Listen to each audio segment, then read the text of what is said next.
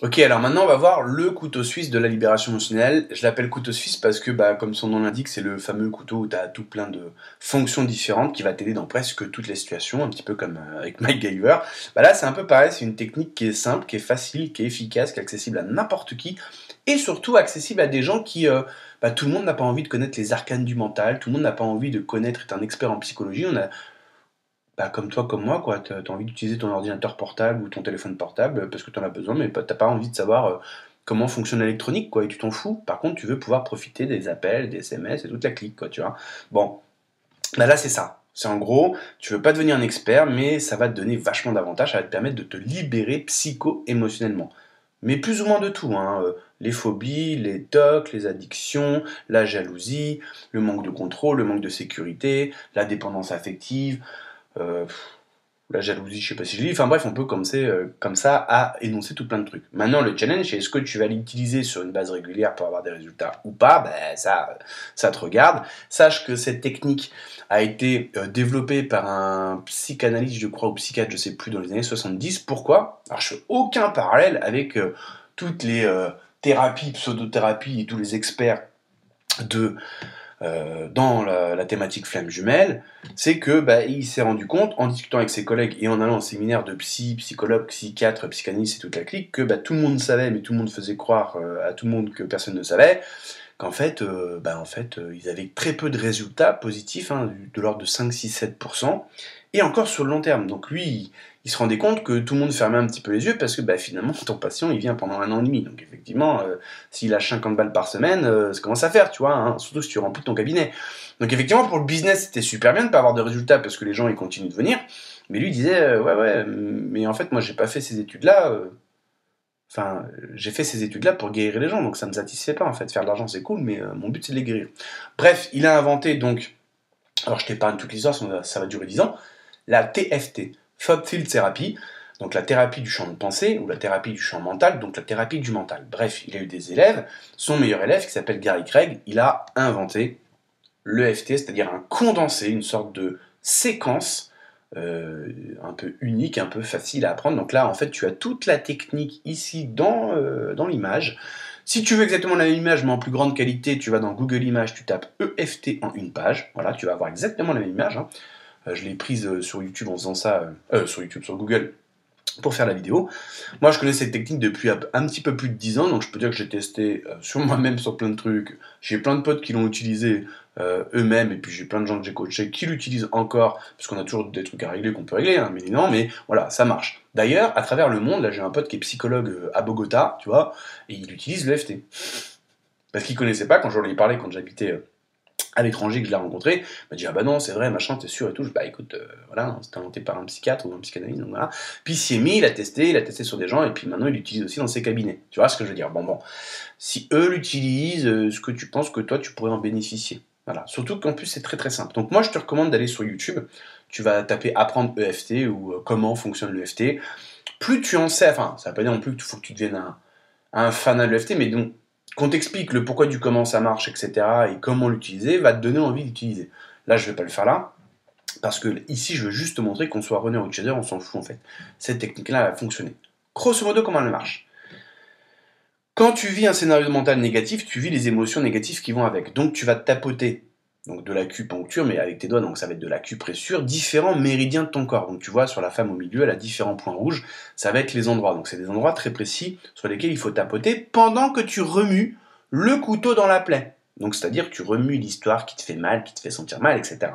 En faisant ça, tu vas grosso modo déboucher, c'est une façon de parler, hein, les méridiens d'énergie qui sont bouchés, où l'énergie circule pas correctement à cause de ce schéma de pensée négatif, ok? Donc là, c'est un peu comme si tes veines, elles étaient un peu bouchées, donc du coup, le sang, il passe pas dans le bras, bah là, tu vas, en gros, j'exagère, hein, c'est vraiment imagé, tu vas mettre une petite claque comme ça, tu vois, bah, tu sais, un peu comme fait le médecin quand il va quand il veut te faire une piqûre, il te fait comme ça dans la veine, tu vois, pour bien trouver la veine, pour faire circuler le sang, voilà, grosso modo, ça va faire ça, mais au niveau de l'énergie. Hein, je le fais très vulgairement pour que tu comprennes. Et donc, du coup, si tu vis la colère et que tu commences à faire, tu vois, t'as une 10 sur 10 de colère, quoi, t'es chaud patate, et tu fais la technique 2, 3, 4, 5, 10 minutes, et bah tu vas te rendre compte que à la fin, tu vas dire, bah tiens, c'est bizarre, je me sens vachement moins en colère, tu vois. Au lieu d'être 10 sur 10, je suis à 2, 3, quoi.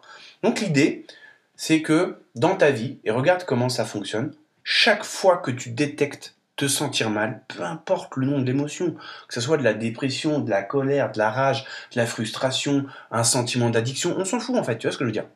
Tu vas utiliser l'EFT, cette séquence que tu vas apprendre par cœur, que tu dois connaître par cœur pour pouvoir machinalement, on va dire, tapoter sur les différents points pour que tu puisses être pleinement concentré à remuer le couteau dans la plaie pour bien travailler. Parce que si tu fais toute la technique, le tapotement, le tapping sur tous les bons points, mais que tu penses à ce que tu vas manger ce soir, il ne va rien se passer en fait. Tu vois, l'idéal est là. Bon.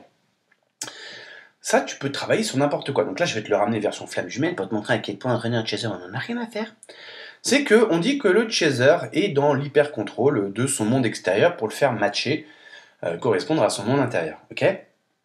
Mais le runner, de l'autre côté, il est aussi dans l'hyper-contrôle, puisqu'il va hyper-contrôler, via le fossel fait toute la clique, ce qu'il doit dire, ce qu'il ressent pas, ce qu'il doit montrer, montrer par rapport au monde extérieur. Ok ? Les deux sont dans ce que j'appelle, moi, le besoin de contrôle. Pas pour les mêmes raisons, et pas dans la même direction, mais ça reste un besoin de contrôle. Ok ? Imaginons que dans la situation suivante, t'es le chaser et tout, bon, certifié par 25 milliards de coachs différents, que t'es bien un bon chaser comme il faut en bonne et due forme, on va pas t'expliquer tant que tu payes pas ce qu'il faut faire, là je te l'explique. Et imaginons que t'aies grave envie de contacter ton runner. Sauf que tu sais qu'à chaque fois que tu le fais, tu te tapes un vent. Mais là tu sens que ça monte, là, tu vois, mais on va dire que tu l'as fait quand même et que ça fait 2 heures et que t'as toujours pas répondu. Tu vois, genre il a vu ton message, mais il répond pas. Là t'as la colère qui monte, tu vois. Donc là tu vis le problème, tu vas faire de l'EFT, ok ? Et là, dans 5, 10, 15, 20, 30 minutes, peu importe comment tu le fais bien, etc., et ben la colère, elle va redescendre, va partir. Puis tu vas commencer à penser à autre chose. Puis là, tu vas te rendre compte, tu vas dire, c'est marrant et tout, ma colère, elle est partie, ok ? Mais lui, il t'a toujours pas répondu, ou elle, tu vois. Et puis, il se peut que le lendemain matin, la première chose où se réveille, c'est que tu y penses, et parce que tu regardes ton portable et tu vois que t'as toujours pas de réponse. Ça revient. Tu refais le FT. Ça, c'est pas compliqué. Chaque fois que tu te sens mal, tu fais le FT. La règle, elle est simple, quoi. Quand t'as faim, tu manges. Là, quand tu te sens mal, tu fais le FT. En gros, c'est ça. Bon. Après un certain temps que tu aies fait, par exemple, sur cette situation de non-réponse de ton runner vis-à-vis de toi, ça fait remonter un certain nombre d'émotions. Peut-être au début, ça va être la colère. Quand tu auras viré la colère, tu auras peut-être le sentiment d'injustice qui va être derrière. C'est un peu comme des poupées russes, ok ? Donc, tu vas devoir faire les bonnes choses suffisamment longtemps avec régularité. Mais à un moment donné, tu vas arriver à, face à la non-réponse finalement de ton runner, ce qu'on appelle une joyeuse indifférence, c'est que ça ne te préoccupera plus. Tu remarqueras dans ton téléphone que tu n'as toujours pas reçu de réponse 3 semaines après, ou tu as peut-être renvoyé un message et puis que tu n'as toujours pas répondu, il t'a toujours ignoré, mais là ça sera ni bien ni mal, tu t'en fous en fait, c'est en mode, bon bah voilà, c'est pas grave, il me répond pas, et dans son état à lui, il est peut-être préoccupé, je sais pas ce qui se passe dans sa vie, bon bah il répond pas, quoi, c'est comme ça. Mais tu n'auras pas de rage, d'injustice, d'indifférence, parce que tout ça tu l'auras viré avant. Ok, maintenant je te fais le même film mais version runner. Donc le runner, il a vu cette vidéo aussi, par exemple, où il connaît le FT, peu importe. Bref, il a décidé qu'à chaque fois qu'il se sent mal, il fait le FT, rien à foutre. Tu vois, j'ai faim, je vais au supermarché, je me jette à manger. Voilà, pareil. Bon. Et donc, il reçoit ton premier texto, et là, il commence à flipper en disant ah, mais j'ai trop envie de le contacter, mais je suis dans le déni. Enfin, il sait pas qu'il est dans le déni, mais il fait genre oui, mais non, mais en fait, je peux pas. Bref, il dit oh là, attends, stop, là, je me sens mal là, what, je fais de l'EFT. Il fait de l'EFT. Ok. Et puis le lendemain, en se réveillant, il dit putain, j'ai toujours pas répondu à l'autre là, nanana, enfin mon chaser, mon runner, etc. Bon, peu importe, enfin mon autre quoi, l'autre personne que j'aime et que je fais genre j'aime pas, que je suis dans le déni. Et là, il commence à stresser. Oh, tiens, je me sens mal le FT. Il fait le FT, 5, 10, 15 minutes, bref. Et rebelote, même histoire, il fait la même chose sur le même stimuli. En fait, il a peur de te contacter, il a peur de se faire rejeter, donc lui, sans le savoir, il travaille sur la peur du rejet, qui lui, il entend comme un « ouais, mais si je le contacte et qu'il m'envoie chier parce qu'il est peut-être vénère, parce que ça fait 3 semaines que je lui ai pas répondu », ça c'est la manifestation de la peur du rejet, par exemple. Enfin, c'est une des manifestations, bref.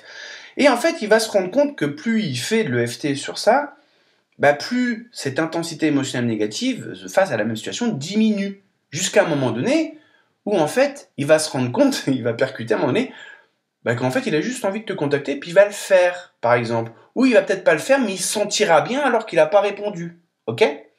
Donc il aura plus tout ce tralala émotionnel, psycho-émotionnel. Bon, imagine que tu fais ça au cours de ta vie pour les 2 prochains mois, un petit peu tout le temps, peu importe l'émotion que tu vis, tu vas voir comment TGV, vitesse TGV, tu vas arriver à ta complétude. Pourquoi ? Parce que la complétude, c'est quoi ?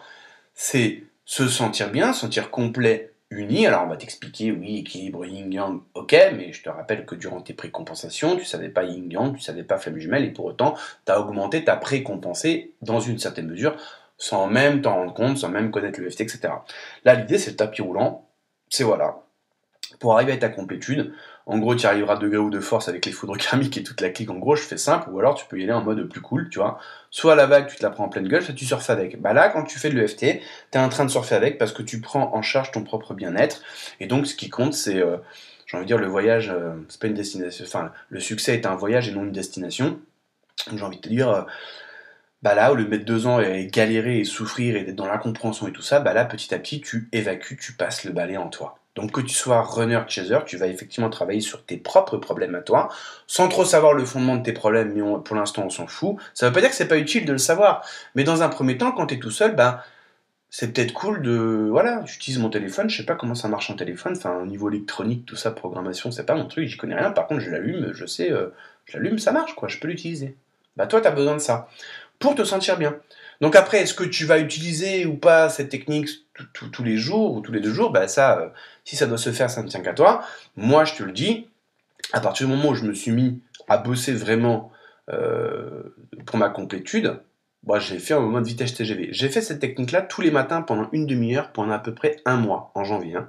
Ok, plus d'autres techniques que j'ai fait de manière ponctuelle, qui sont ce que j'appelle le sabre laser de la libération émotionnelle, où par exemple j'ai travaillé spécifiquement pour la trahison, parce que au début, c'était, on va dire, bah, la peur de l'abandon, machin, donc je l'ai fait sauter, mais après, bah, poupée russe, quoi. Hein. Une fois que t'as bien fait sauter la peur de l'abandon, moi, dans mon cas, j'avais la trahison, tu vois. C'est revenu juste après, une fois que j'avais fait sauter.